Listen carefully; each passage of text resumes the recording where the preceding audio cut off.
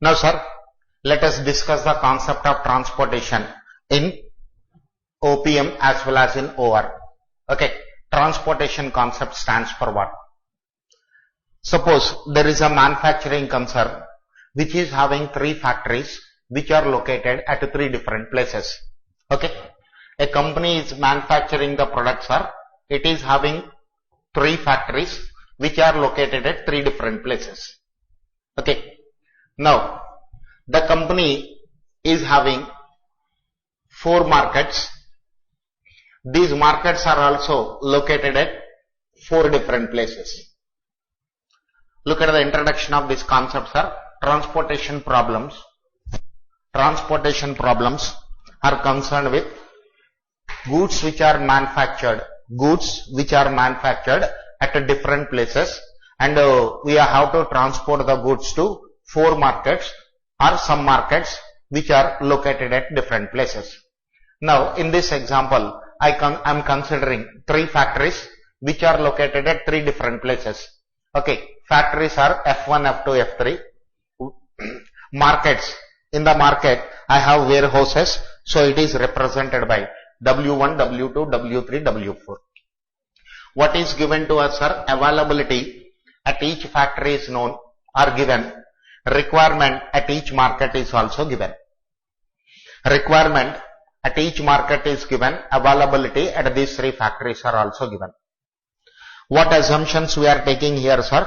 All the 3 factories are producing identical goods. All the 3 factories are producing identical goods. Okay. Now, per unit transportation cost is also given.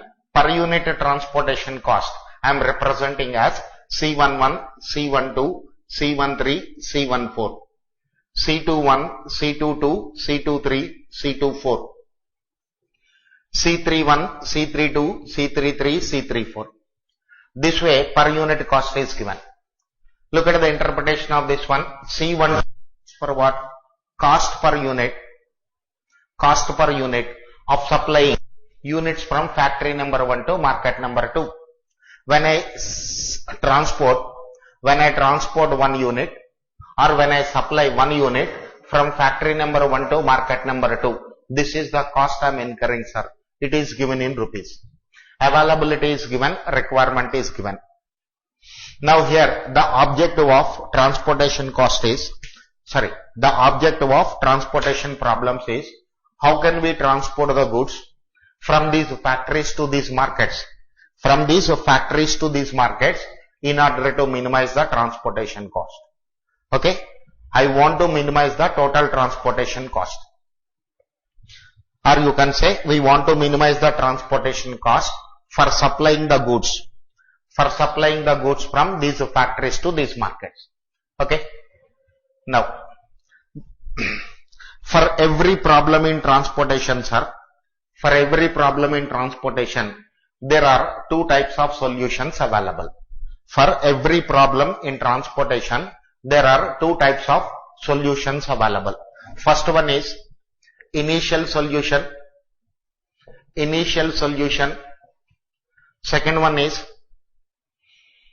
optimal solution. Look at this point one more time. For every transportation problem, there are 2 types of solutions we are having. One is called initial solution, the other one is called optimal solution. Okay. Next, only balanced transportation problems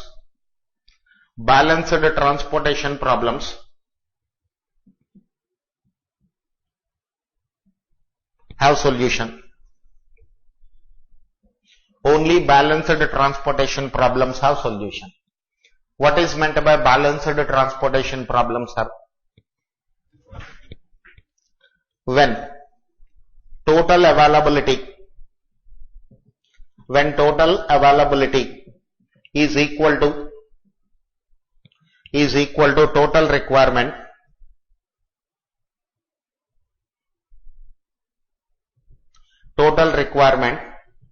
then the problem is called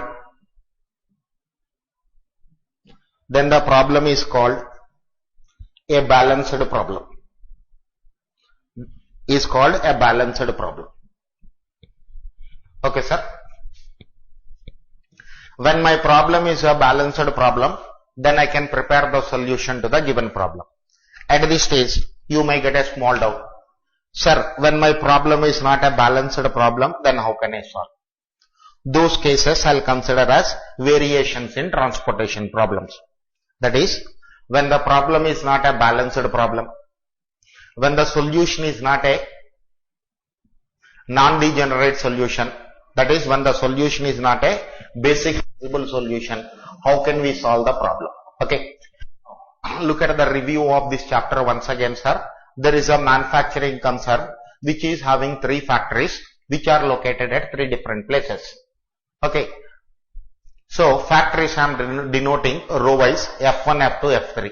These are the 3 factories we have. And the goods which are manufactured at these 3 factories, we are selling in 4 markets. So each market is having their warehouses, and these markets are also at 4 different places. So W1, W2, W3, W4 will represent what are markets available. Okay. 4 markets we are having for selling these goods. What additional information is given in this problem? Availability at each factory is given. Availability at each factory is given. Requirement at each market is also given. Requirement at each market is also given. Okay. Then how can I solve the problem, or what is the objective of this problem? The objective of transportation problems is supply the goods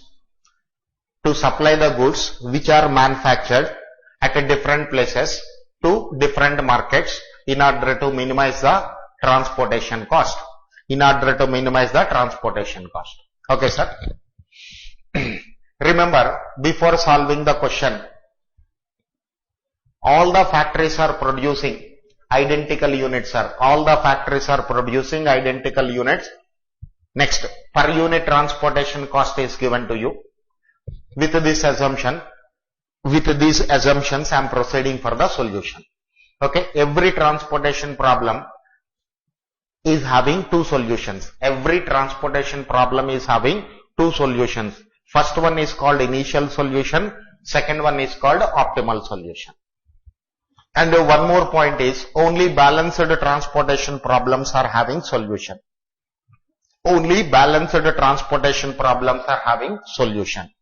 So, when shall we say the problem is a balanced problem? When total availability is equal to total requirement.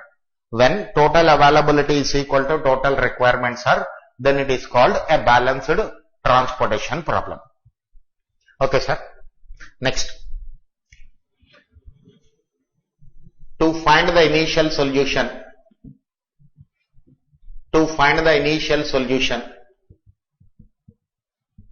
there are 3 methods. To find the initial solution, there are 3 methods. First one is northwest corner rule.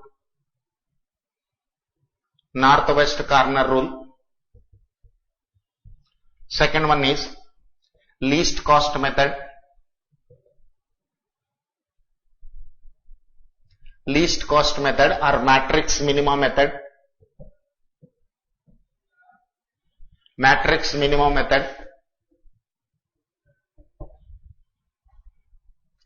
Third one is Ogle's approximation method.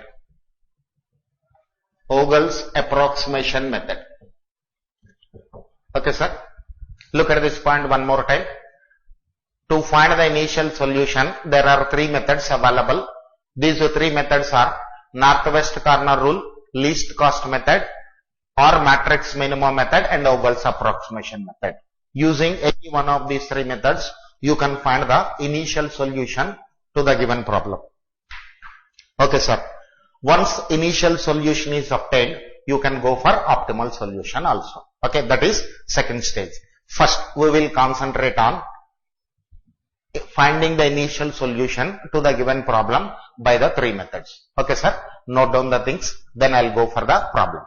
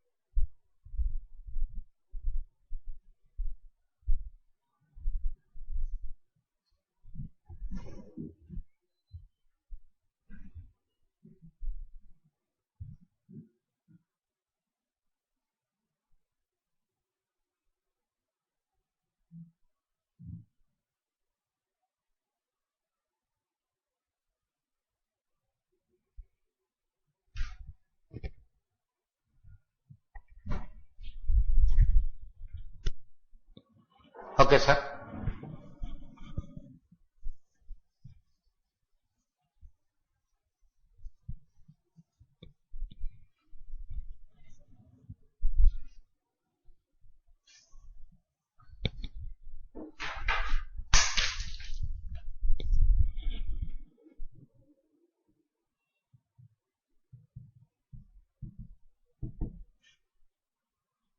Now, question.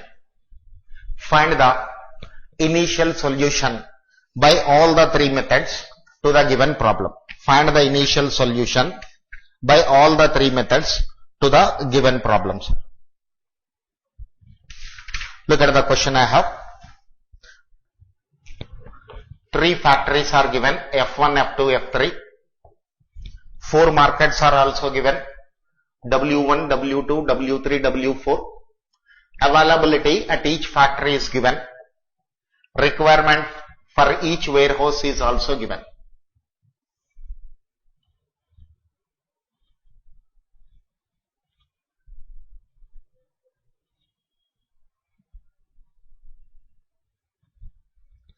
Now per unit cost is given as 4 rupees, 3 rupees, 3 rupees, 6 rupees, 5 rupees, 9 rupees, 8 rupees, 2 rupees, 6 rupees, 6 rupees, 5 rupees, 5 rupees, 400, 450, 350, 500. Availability is given at factory 1. Availability is 700 units. At factory 2, 400 units. At factory 3, 600 units. Okay, sir. This is the problem given to us. Now first, verify, sir, whether total availability is equal to total requirement or not. 700 plus 400 plus 600 is equal to 1700. Total availability at these three factories is 700. Now you verify for total requirement, sir. Total requirement. 400 plus 450 plus 350 plus 500 is equal to 1700. Since total availability is equal to total requirement, it is a balanced transportation problem. It is a balanced transportation problem. So we have no problem for preparation of initial solution to the given question. What does it mean actually, sir? No need of bringing any changes in the given question. Look at this. These 4 rupees, 3 rupees, 3 rupees stands for what? When I supply 1 unit from factory number 1 to market number 1, my cost is 4 rupees. I am incurring 4 rupees as my transportation cost. Similarly, when I supply 1 unit from factory number 2 to market number 2, I am incurring 5 rupees as my transportation cost. Okay. This way, when a problem is given, how can we prepare the initial solution? By these three methods. Okay. Let's see first. By solution by northwest corner rule, sir. Northwest corner rule.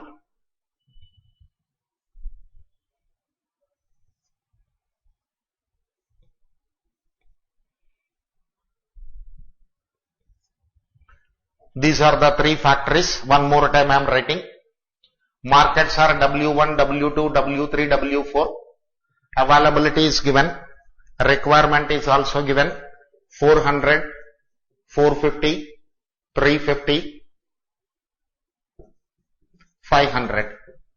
Here it is 700, 400, 600. Per unit cost 4 rupees, 3 rupees, 3 rupees. 6 rupees, 5 rupees, 9 rupees, 8 rupees, 2 rupees and 6 rupees, 6 rupees, 5 rupees and 5 rupees. This is my problem. One more time, I copied the same thing. Look at this, sir. According to this northwest corner rule, when I am preparing the solution, from where I will start supplying the goods? Always from factory number 1. Okay. I am repeating this point one more time. When you are using northwest corner rule, when you are using northwest corner rule to for preparing the initial solution, start supplying the goods from factory number 1 to market number 1. Okay, sir. When I am supplying the goods from factory number 1 to market number 1, either factory 1 capacity is exhausted or market number 1's requirement is satisfied. Okay, sir. Suppose when you are supplying the goods from factory number 1 to market number 1, when market number 1 requirement is satisfied fully, then only go to the second market. Again, I am repeating this point, sir. Very important point it is. When you are supplying the goods from factory 1 to market number 1. And here, market number 1 requirement is fully satisfied, then only you go to the second market. When second market requirement is satisfied, then only you have to move to the third market, then fourth market. Okay. Before satisfying the requirement of market number 1, you are not supposed to supply the goods to second market. Similarly, you are allowed to supply the goods from factory number 2.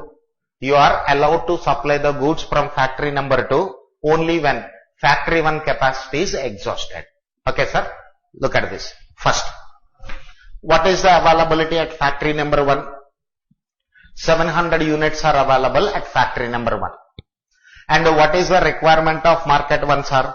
400 units is the requirement of market 1. So we can fully satisfy the requirement of market number 1. So I am supplying 400 units from this factory to this market. Immediately I will put 0 under this market 1. When 400 units are supplied from factory number 1 to market number 1, sir, market 1 requirement is fully satisfied. Immediately place 0 here. Put 0 here under this 400. It means market number 1 requirement is fully satisfied. Now, out of 700 units I have, when 400 units are supplied, then availability at this factory is reduced to 300. Now, from factory number 1, 300 units I can supply to market number 2. Look at this, sir. At market 2, what is the requirement? 450. At market 2, requirement is 450, but availability is 300 only. So you cannot fully satisfy the requirement of market 2. To how many units you can satisfy? Up to 300 units requirement you can satisfy by supplying the goods from factory 1. 300 units I am supplying, so that requirement is reduced from 450 to 150. Requirement is reduced from 450 to 150, sir. Now put 0 under this. Row wise put 0 for factory 1. Because at this stage, factory number 1 capacity is fully exhausted. Okay, sir. Now, supply the goods from factory number 2. Supply the goods from factory number 2. Okay, factory number 2. To which market I have to supply, sir? Second market. From second factory to second market, I have to supply the goods. How many units I have to supply? 150 only. How many are available, sir? 400 are available. So 150 units I am supplying here. 150 units I am supplying here, so that the requirement now will become 0 here. Now capacity is reduced to 250. When 150 units are supplied from factory number 2 to market number 2, at factory 2 capacity is reduced to, the availability is reduced to 250 now. Now I am moving to the third market, sir. At the third market, what is the requirement? 350 units is the requirement. How many units are required? How many units are available? 250 units are available. So you can satisfy the requirement of market 3 up to 250 units here. So the requirement is reduced to 100. Availability now will become 0. Okay, sir. Now, second factory capacity is exhausted. You can supply the goods from third factory. At the third factory, how many units are available? 600 units are available. How many units are required at market 3? 100 units are required. Supply 100 units to here. This is 0. It is 500. It is 0. That is requirement at market 3 is 0. Whereas availability at factory 3 is 500. Now sir, only one market left over. That is W4. What is the requirement here? 500 units is the requirement. What is the availability at factory 3? 500 units are available. So I am supplying these 500 units from factory 3 to market 4. This is 0. This is 0. Okay, sir.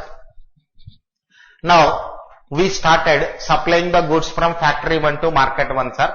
Finally we reached to F3 to W4.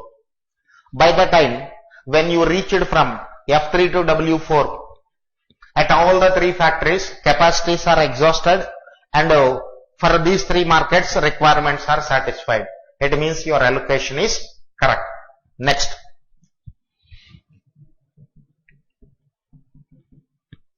A solution is called a basic feasible solution.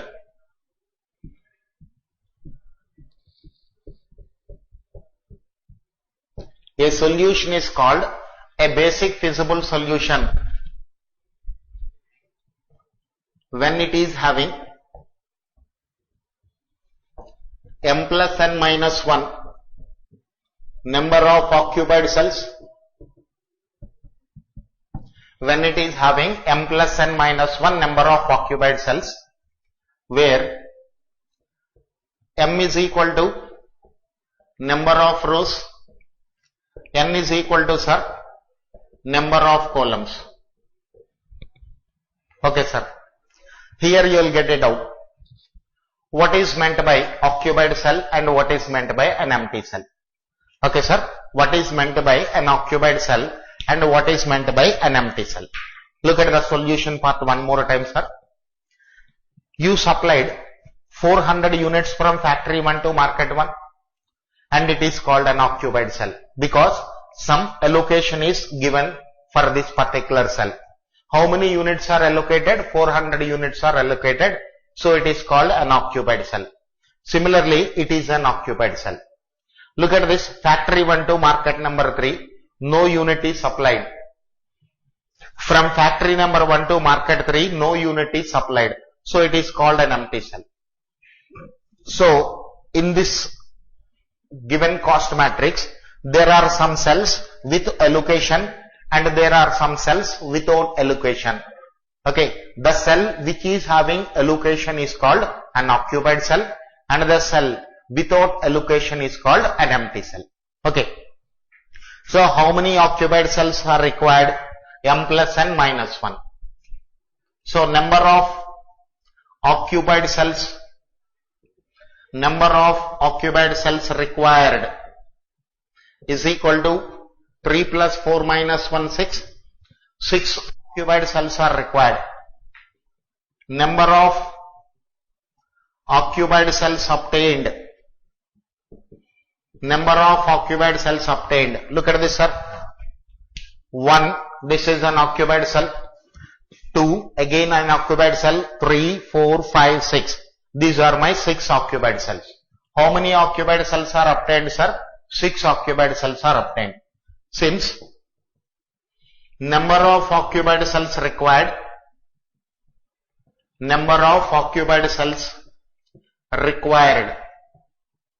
is equal to number of occupied cells obtained.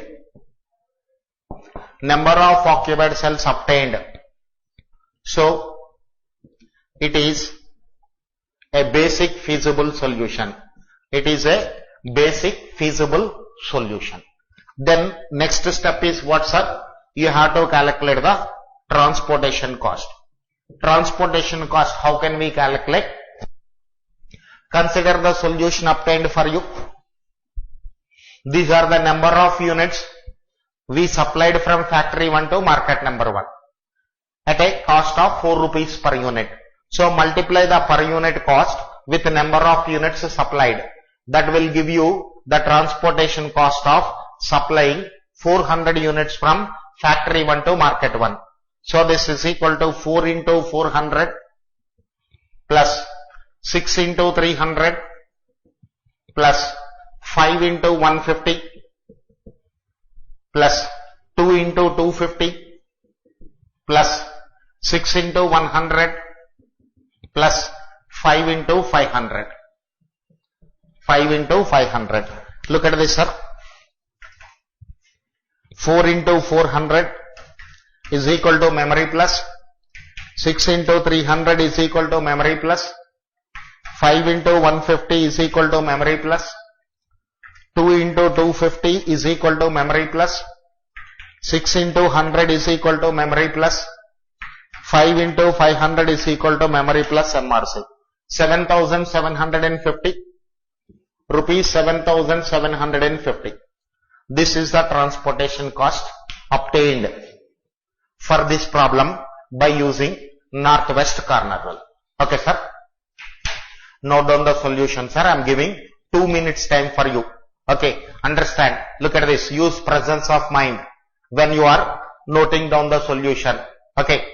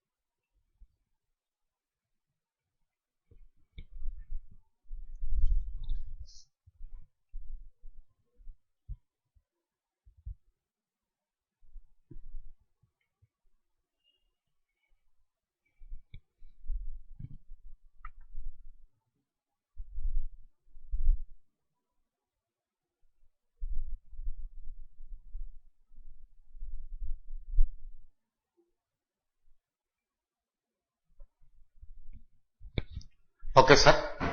Next. Look at the same problem, sir. This time I am preparing the initial solution by least cost method.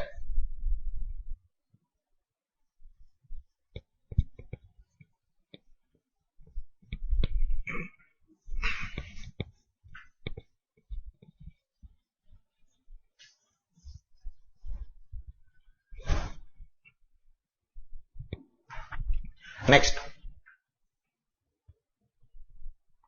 Solution by least cost method. Okay, sir. Let us take the question one more time.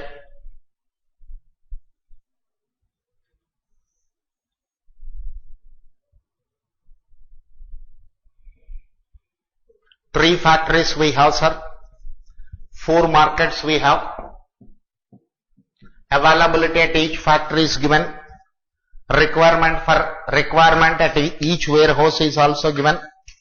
Requirement at each warehouse is also given. Per unit cost is given 400. Next 659 450, 826 350, 655 500, 700, 400, 600.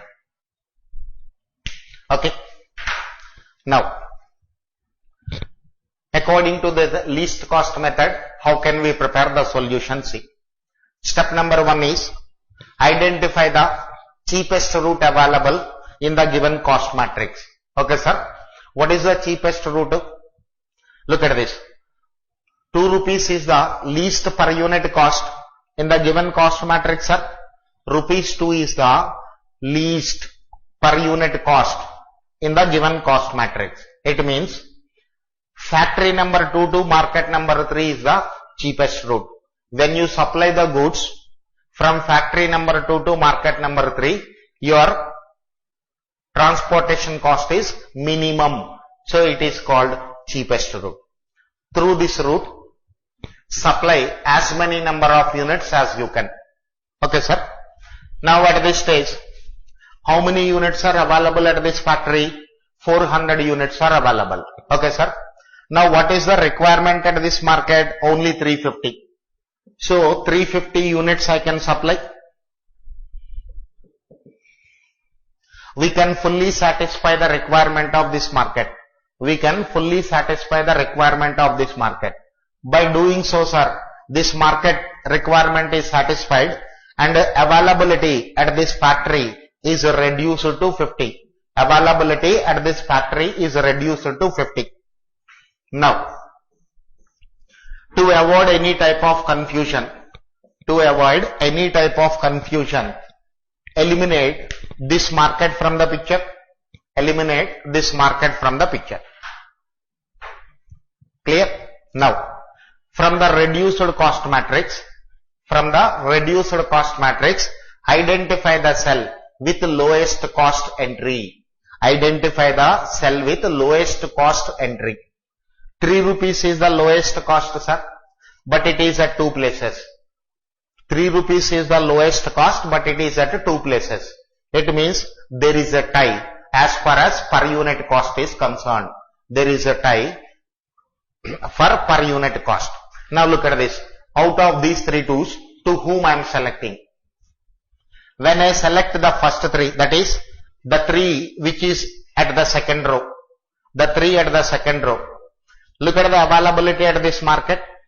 Availability at this factory, only 50 units. Only 50 units are available at this factory. Go to the third row. At factory 3, how many units are available? 600. Okay. So we verified the availability at each factory. Now look at the market requirement. How many units are required? 400 units are required. Okay, sir. Since this is the cheapest route, I want to supply maximum number of goods to this market. So the best way of supplying the goods is from the third factory. From the third factory, you supply the goods. How many units I can supply, sir? 400 units. This is 400. This is 0. And requirement is reduced to 200. Availability is reduced to 200. Requirement is fully satisfied. Okay. I am repeating this point one more time, sir. Because next time when you are solving the same problem, you will get the doubt. Out of the 3 twos, to whom you have to select. Now these are the 2 cheapest routes available for you. That is, from second factory to market number 1, I can supply the goods, or from the third factory to the first market also, I can supply the goods. Clear, sir? When I decided to supply the goods from factory number 2, at most 50 units I can supply. Whereas, from factory number 3, I can supply 400 units to this market. Since rupees 3 is the minimum cost, so I want to supply maximum. So 400. By supplying 400 units here, this market requirement is fully satisfied, and for factory 3, requirement is reduced to 200. Now, eliminate this market from the picture.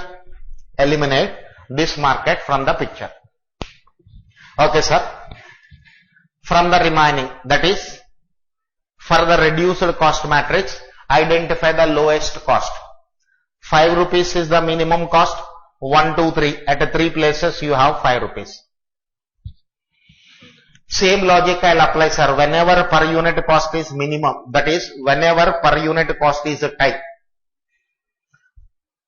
Whenever there is a tie for per unit cost, I will select the cell where I can supply maximum number of units. So this 5 I am selecting because 200 units I can supply. 200 units I am supplying here. 300, this is 0. Okay. Now, this factory's capacity is exhausted. This factory's capacity is exhausted. This factory means, sir, here F3. At factory 3, total capacity is exhausted. So this factory is eliminated from the picture. Clear? Now, sir, 4 values left over. What is the minimum? Least value. 5 is the least value. There is a tie for minimum. Either you select this 5 or you select this 5. Only 50 units you can supply because these 2 minimum values are corresponding to the second factory. These 2 minimum values are corresponding to the second factory, and at factory number 2 only 50 units are available. So here not only per unit cost, but availability is also same. Therefore anyone you select arbitrarily. 50 units I selected here. This is 0. It is 250. Now this factory capacity also exhausted. This factory capacity is also exhausted. So I eliminated this from the picture. Next, sir. There is only one factory, F1, available to supply the goods. How many units are available at factory 1, sir? 700 units are available. Okay. Now look at this. Market number 2, 450 units requirement. 450 units are required at market 2. 250 units are required at market 4. 250 plus 400 is 700. So adjust. 250 units I am supplying to market number 4. It is reduced to 0. It is 450. Those 450 units I am supplying to market 2. So that this is also reduced to 0. Finally, sir, your capacities are exhausted. That is, capacities at various factories are exhausted and the requirements at various markets are also satisfied. Okay, your allocation is correct. Still, you have one doubt in your mind. I selected this 50. Suppose you selected this 5. Sir, this point again I am repeating. Your doubt is, I selected this 5 for allocation, whereas if you select this 5 for allocation, will it make any difference? No, sir. Your answer is same. But when I am preparing the optimal solution, there may be shifting. Units may be shifted from this place to this place, or units are shifted from this column to this particular cell to this particular cell. As far as initial solution is concerned, you can allocate here or here. That doesn't make any difference. Okay. Next. Number of occupied cells required.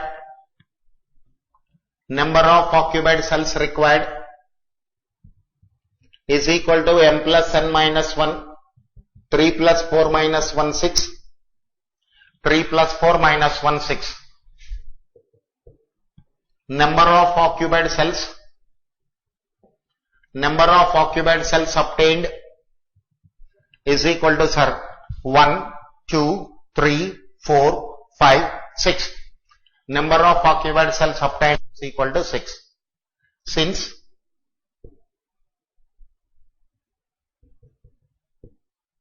number of occupied cells required,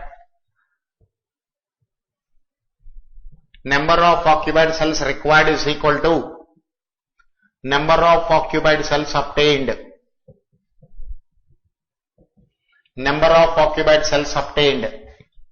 So it is a basic feasible solution. It is a basic feasible solution. Feasible solution means acceptable solution, sir. Okay. Now transportation cost is equal to 6 into 450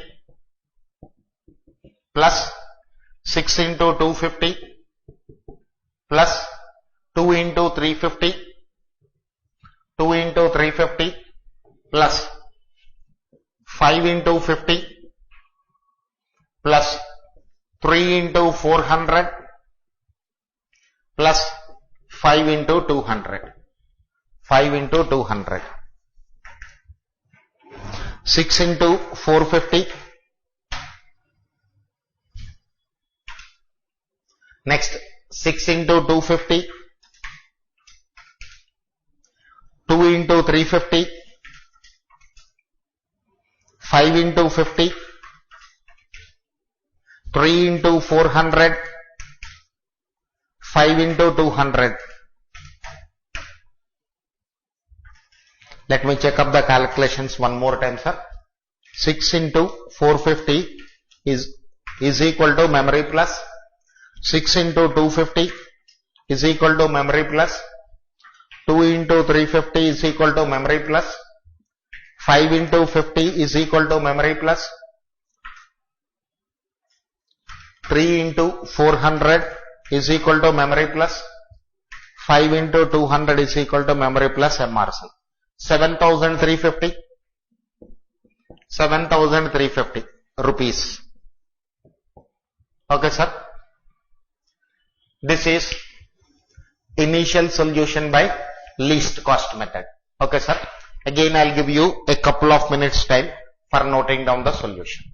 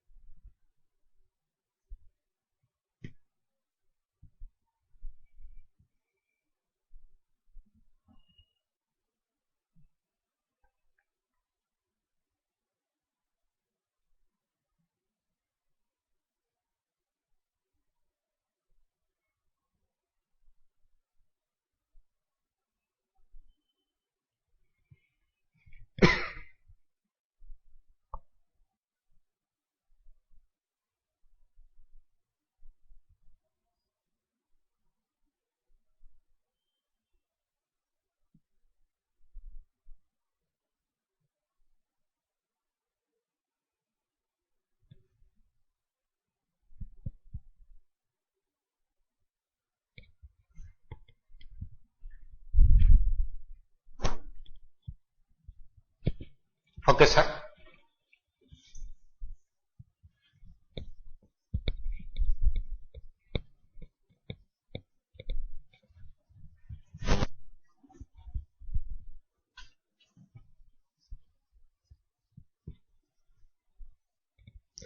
Okay, sir.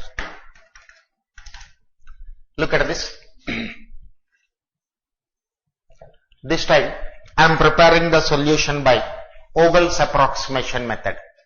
Ogle's approximation method. Okay, sir. For Ogle's approximation method, we have to calculate the penalties. We have to calculate the penalties. How can we calculate the penalty, sir? How can we calculate the penalty? Starting from row number 1. Starting from row number 1, find the difference between lowest cost and second lowest cost. Again, one more time I am repeating. In Ogle's approximation method, when you are preparing the solution, initial solution, sir, starting from row number 1, find the difference between lowest cost and second lowest cost. Here lowest cost is 4 rupees, second lowest cost is 6 rupees. So this difference is 2 rupees. Now repeat the same process for second row and third row also. 2 and 3 difference is 1 rupee. 3 and 5 difference is 2 rupees. Okay. Now same process you repeat column wise. Difference between lowest cost 3 rupees and 3 rupees, this is 0. 6 rupees and 5 rupees difference is 1. 2 rupees and 6 rupees it is 4. 5 rupees and 5 rupees it is 0. Okay. Now what these penalties are indicating, sir? Opportunity cost. What does it mean actually? Instead of supplying the goods from factory 1 to market 1, if I supply the goods from factory 1 to market 2, every time I am spending 2 rupees as additional per unit cost. This point again I am repeating, sir. These 2 rupees will represent what? Opportunity cost or additional cost you are incurring by not supplying the goods through lowest cost. What does it mean actually? From factory 1 to market 1, when I supply the goods, my cost is 4 rupees, sir. Instead of supplying the goods from F1 to W1, if I supply the goods from F1 to W2, every time when I am supplying 2 rupees, I am incurring as additional per unit cost. That I want to eliminate. Okay, sir. This is what our penalty stands for. Okay. Now, row wise and column wise penalties are calculated. Row wise and column wise penalties are calculated. Now, identify the maximum penalty. Identify the maximum penalty. It may be row wise or column wise. It may be row wise or column wise. 4 rupees is the maximum penalty, sir. Corresponding to this maximum penalty, lowest cost is 2 rupees. Corresponding to the maximum penalty, identify the lowest cost. Cell. So 2 rupees is the lowest cost. In this cell, allocate as many number of units as you can. Okay, sir. 350 units I am supplying here. This is reduced to 0. Now it is 50. Okay. Now, this market requirement is satisfied. This market requirement is satisfied. It is eliminated from the picture. It is eliminated from the picture. Now go to P2, sir. Penalty 2. One more time you calculate penalties for the reduced cost matrix. Column wise, 3 and 3 difference is 0. 5 and 6 difference is 1 dash. For third market, penalties are not required. Why penalties are not required? Because its requirement is fully satisfied. Next, 5 and 5, 0. Row wise, 4 and 6, 2 rupees, sir. 3 and 5, 2 rupees, sir. 3 and 5, 2 rupees. Okay. Now, maximum penalty is rupees 2 and it is at 3 places. Maximum penalty is rupees 2 and it is at 3 places. Now, sir, corresponding to this 2, lowest cost is 4 rupees. Corresponding to the second row, 2, lowest cost is 3. Corresponding to this 2, lowest cost is 3. Therefore, first row 2 I am neglecting, concentrating on the second row penalty and third row penalty only. Okay. For second row penalty, sir, for second row penalty of rupees 2, lowest cost is 3, and for third row penalty of rupees 2, 3 rupees is the lowest cost. By selecting this penalty, that is a third row, I can satisfy a demand of 400. Therefore, preference is given to the third row. This market requirement is fully satisfied. Availability at this factory is reduced to 200 units. Okay, sir. Now, this market requirement is fully satisfied. This market requirement is fully satisfied. It is eliminated from the picture. It is eliminated from the picture. Now, one more time you calculate the penalty, sir. One more time you calculate the penalties P3. P3. 6 and 6 0. 5 and 5 0. 5 and 9 4 rupees. Next column wise dash 5 and 6 1 rupee dash 5 rupees and 5 rupees 0. Okay, sir.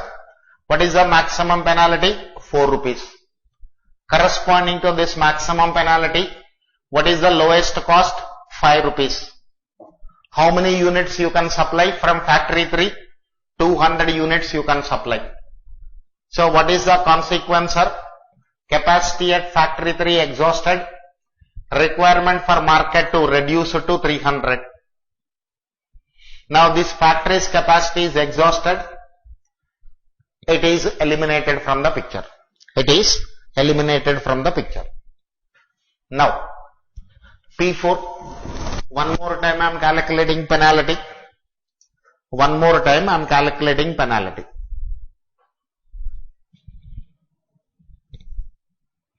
Now first row 0, second row again 0, third row dash. First column dash, second column 1 rupee, dash 1 rupee.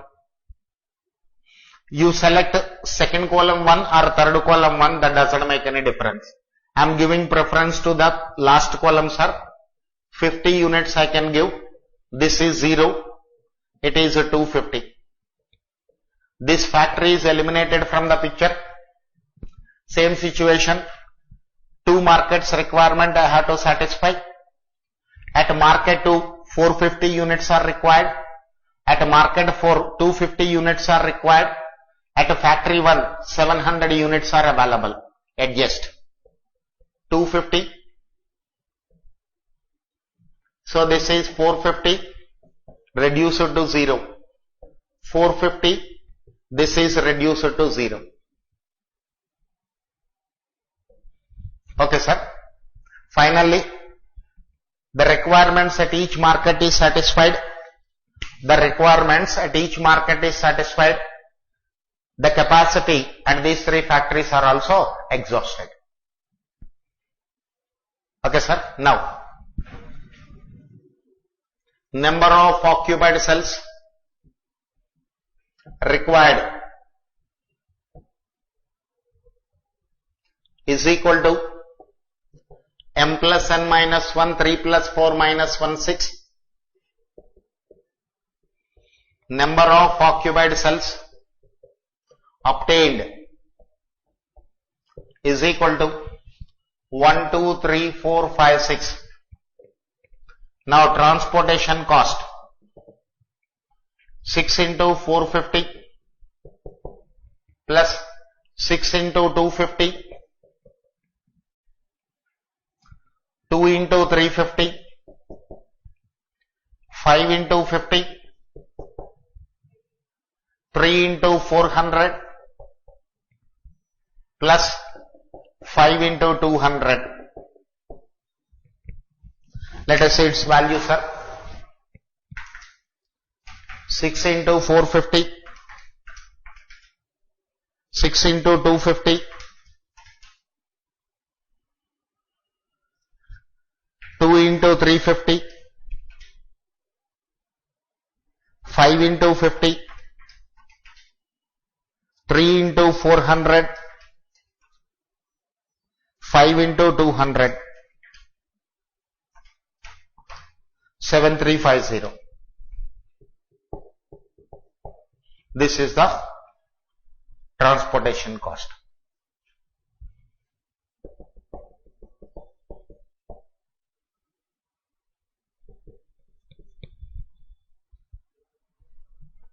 Okay, sir.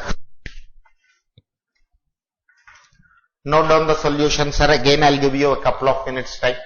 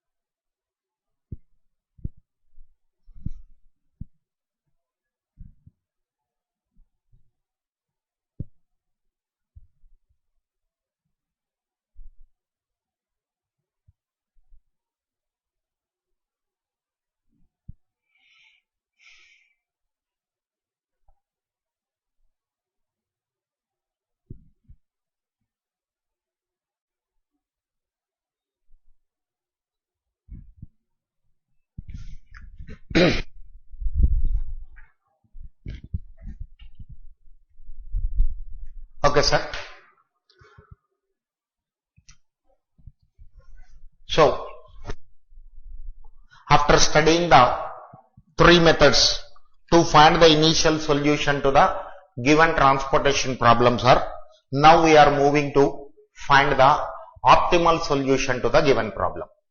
What is an optimal solution? What is an optimal solution? Optimal solution means, is there any scope for me to reduce the transportation cost to the given problem? Okay, sir. Initial solution will tell you what? It is a schedule. By sending the goods from these factories to these markets in this way, you are incurring the transportation cost as 7,350. Okay. This is one schedule you are having. Now you want to improve the solution. For this improvement means, is there any scope to reduce the transportation cost? Okay, sir. For this, there is a process we are having, sir. That process I am writing here.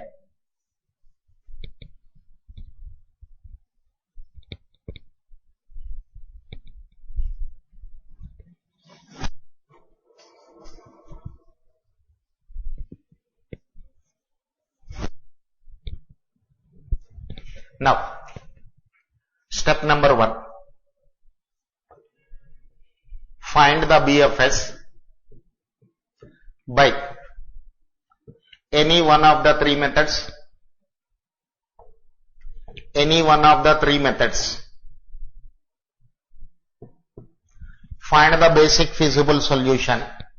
Find the basic feasible solution by any one of the three methods. Okay, sir. When method is not given in the exam, you always prefer Ogle's approximation method.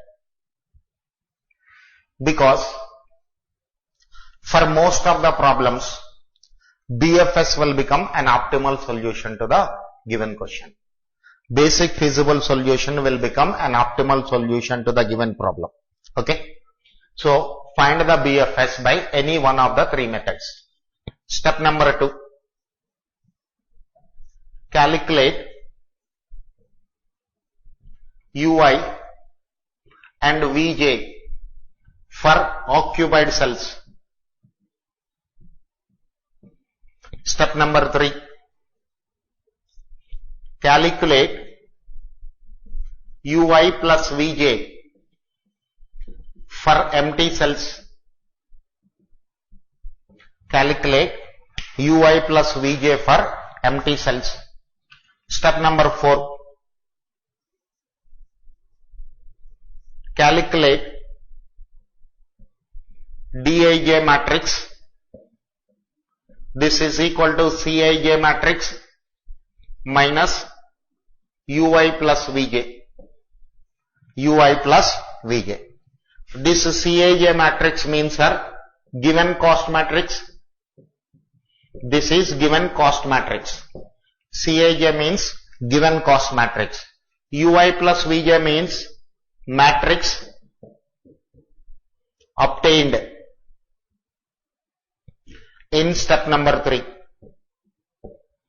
Matrix obtained in step number 3. So for step number 4, what you have to do? From the given cost matrix, from the given cost matrix, subtract the matrix obtained in step number 3. This is for empty cells only. For empty cells only. Okay, sir. Here first point. If Dij values are greater than 0, if Dij matrix values are greater than 0, comma, the solution is unique optimal solution. The solution is unique optimal solution. If Dij values are greater than 0, the solution is unique optimal solution. Second point. If Dij values are greater than or equal to 0, means some of the values are greater than 0 and one or two values are equal to 0. The solution is optimal. The solution is optimal but not unique. The solution is optimal but not unique. Third one.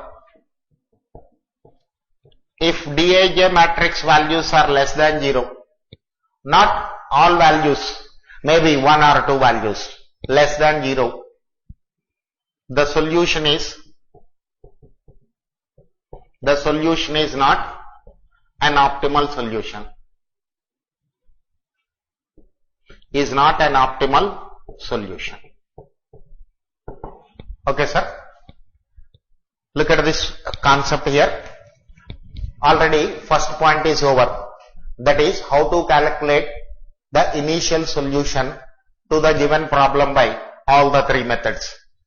After this, what I am studying, sir, in transportation, I am thinking for the scope of reducing the transportation cost. Okay. So, the solution obtained with reduction in cost is called optimal solution. So, you have to verify whether there is any scope for reducing the transportation cost or not. Okay. We have to verify whether there is any scope for us to reduce the transportation cost for the schedule prepared by you. Okay, sir. For this, what is the first step? Find the basic feasible solution by any one of the three methods. Next, calculate Ui and Vj for occupied cells. Next, calculate Ui plus Vj for empty cells. Next, calculate Dij matrix. This is equal to Cij matrix minus Ui plus Vj for empty cells. What is the Cij matrix, sir? It is the given cost matrix. Ui plus Vj means it is the matrix obtained in step number 3. Okay, sir. After evaluating the Dij matrix, I am looking upon the values this matrix is having.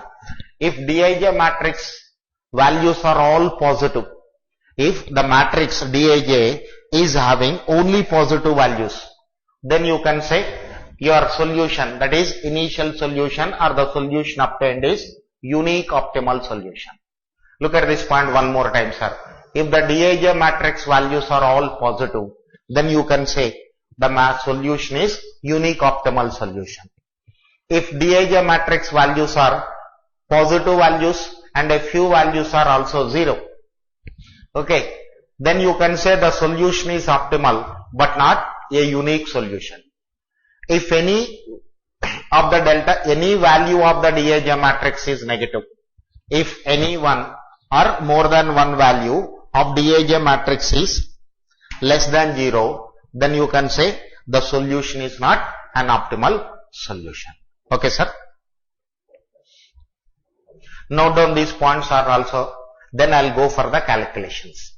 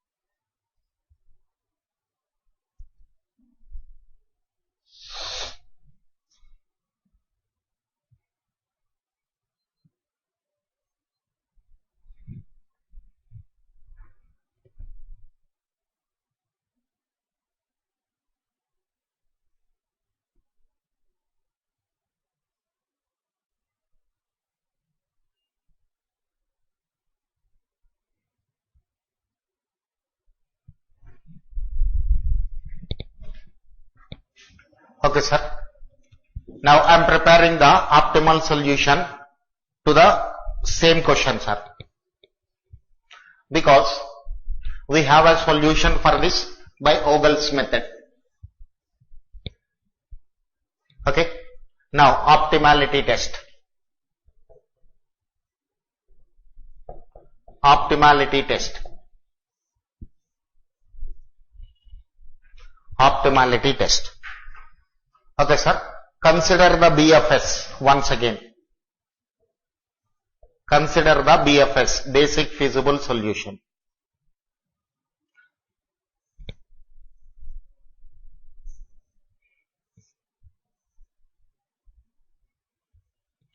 So this is 6 rupees. I am considering only cost, sir. Number of units are not at all required here for me. So I am considering only the cells, occupied cells only. Consider the BFS with occupied cells. BFS with cost only. Solution means only occupied cells we are considering. So consider BFS with cost only. So first row, second column 6 rupees. First row, fourth column 6 rupees. Second row, third column. Second row, fourth column. Third row, first column. Third row, last column. Okay, sir.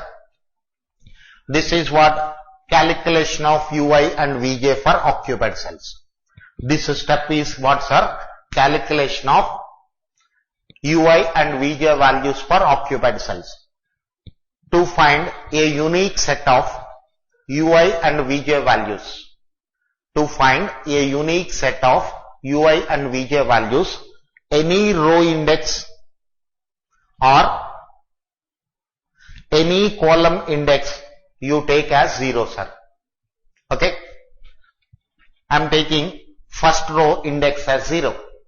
I am taking first row index as 0. Then this row index is subtracted from the inner values of the occupied cell. What is the cost here? 6 rupees. When this row index is subtracted from this 6 rupees, I'll get column index. Okay. So 6 rupees minus 0, this is 6 rupees. Again, 6 rupees minus 0 is equal to 6 rupees. Okay. After taking 0 as the row index, first row index, what I am doing, sir? This row index I am subtracting from the inner values. This row index I am subtracting from the inner values. First row is having 2 occupied cells. First row is having 2 occupied cells. So corresponding to these 2 occupied cells, I'll get column indices. How can I get these column indices? Simple. Subtract the outer value from inner values. Okay. Now, 2 column indices are obtained. Consider this 6, sir. Consider the 4th column index, 6. How many occupied cells you have? 2 occupied cells you have in this 4th column. So this is outer value is subtracted from inner value. This is 5 minus 6 minus 1. 5 minus 6 minus 1. This way, outer value is subtracted from inner value. So 2 more row indices are obtained. 2 more row indices are obtained. Consider the second row index. Consider the second row index. How many occupied cells you have, sir? 2 occupied cells. So this second row index I am subtracting from third column. This is 2 minus of minus 1, 3. 2 minus of minus 1, 3. Okay.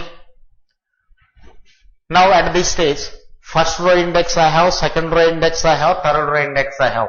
Fourth column index is obtained, third column index is obtained, second column index is also obtained. What I need is first column index. How can I get this value? How can I get this value? Look at this, sir. Third row index is minus 1. Third row index is minus 1. This is subtracted from third row first column, cost. 3 minus of minus 1, this is 4. 3 minus of minus 1, 4. Okay, sir. This way, by putting 0 at the first row, by taking 0 as the first row index, other values are obtained. You can take 0 anywhere else, sir. That doesn't make any difference. You will get another set of values. Whenever you change the position of 0, different sets of UI and VJ values are obtained. But every one of us will get the same values for Dij matrix. It doesn't make any difference where you are considering 0. Okay. For your satisfaction, I am taking 0 at some other place. I am taking 0 at some other place. Look at this, sir. This time I am taking second column index as 0. This time I am taking second column index as 0. Okay. This column index I have to subtract from this cost 6. 6 minus 0, this is 6. After this, first row index is obtained 6. This 6 is subtracted from this inner value 6. 6 minus 6 is 0. 6 minus 6 is 0. Okay, sir. Next, 5 minus 0 is 5. 5 minus 0 is 5. Next, 3 minus 5 is minus 2. 2 minus 5 is minus 3. So by changing the position of 0, you got another set of values. So different values you will get by changing the value of 0. Don't worry for that. Next, step number 3. Calculation of UI plus Vj for empty cells. Calculation of UI plus Vj for empty cells.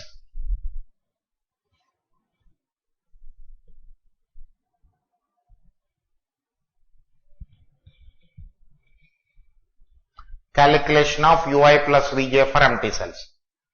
Since I am calculating UI plus Vj for empty cells, sir, to avoid any confusion, let me put a an identification mark. Let me put an identification mark in the occupied cells. Okay. This way an identification mark is placed in the occupied cells, means don't consider them. Next, write the UI and VJ values which are obtained at step number 2.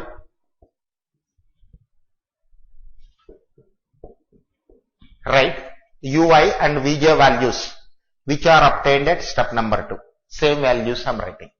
Now, look at this column. Row index plus column index. 5 minus 3 is equal to 2. Row index minus column index. Row index minus column index. In fact, these two I have to add, sir. Because it is a minus sign, so I am subtracting. This is 3.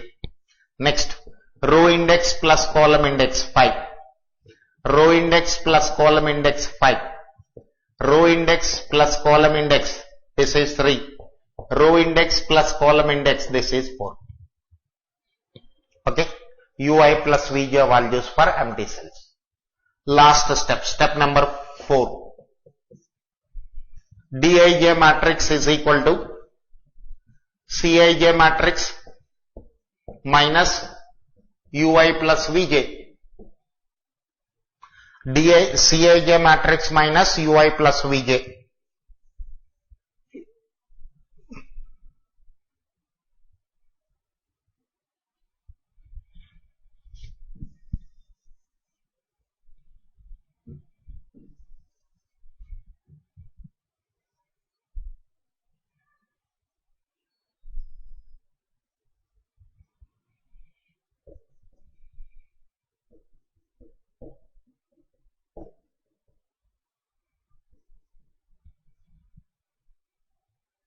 Okay, sir.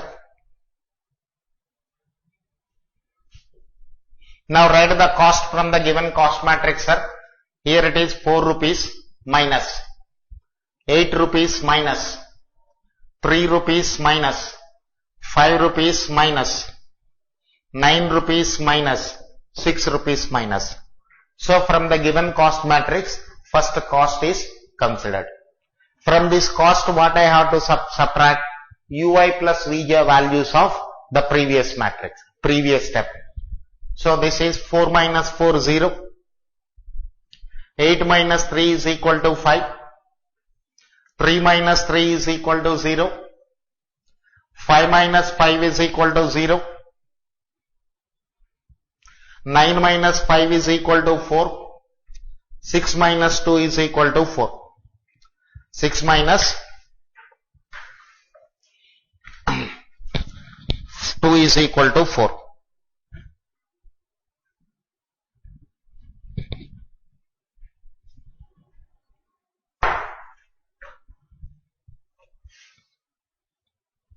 Okay, sir. Now what this matrix is saying, your calculations are indicating what, sir? Now look at this. This is the basic feasible solution you have by Ogle's method. This 6 is an occupied cell. If you shift 1 unit from this occupied cell to this empty cell, look at this. What 0 stands for? From the current schedule, by shifting 1 unit from any of these occupied cell to these empty cells, what is its effect on the total cost? Okay. So here what I am writing, sir, positive value in delta Dij matrix means increase in cost. Positive values in Dij matrix means increase in cost. Zeros means neither increase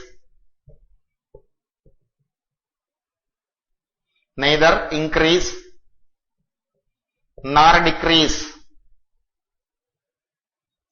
in cost.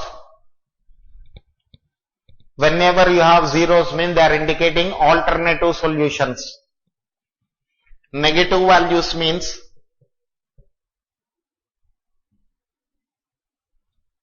decrease in cost.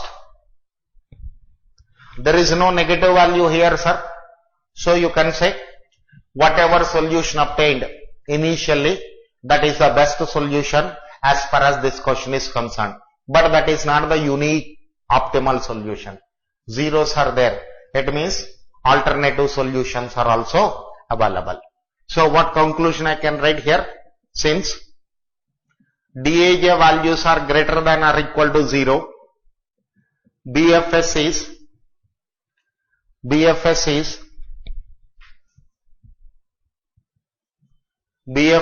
optimal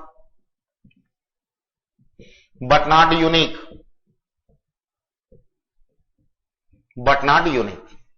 Okay, sir. It is a full-fledged problem, sir. 10 marks question. Okay. Note down the things.